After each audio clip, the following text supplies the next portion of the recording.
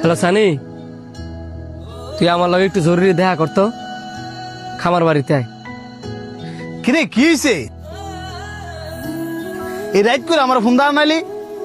আমার মা কি তোর মা না? তোর মা কি আমার মা না?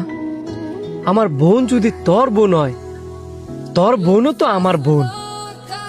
এখন তোর বোনের যদি কেউ ডিস্টার্ব করে, সে হোক তোর আত্মীয় স্বজন, হোক বা তোর নিজের ভাই আর তোর বন্ধু বান্ধব, তখন তুই কি করবি?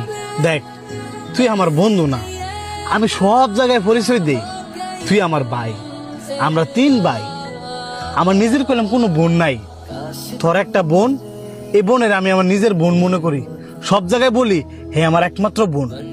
আর আমার এই একমাত্র বোনের দিকে যে নজর দিব, আমার আল্লাহ পাকি ভালো জানে ওরে যে আমি কি করবো।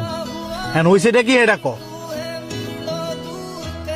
তোর বোনেরে তোর নিজের আপন ভাই ডিস্টার্ব করে।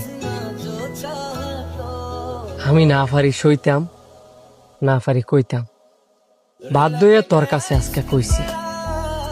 তোর ভাইয়ের আবার কিছু কইলে পরে তুই কবি যে আমার আগে জানাইলি না কেন। তোরে জানাইলাম, তুই বিচার কর তুই কি করবি। তুই এনে থাক, আমি আইতাছি।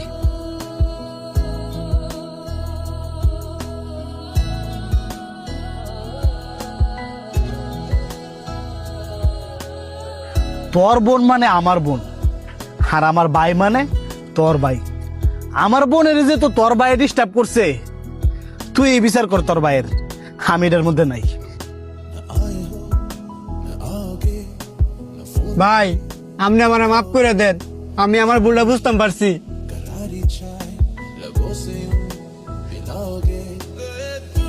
দেখ, আমি তোরা আমার নিজের ছোট ভাইয়ের মতো দেখি।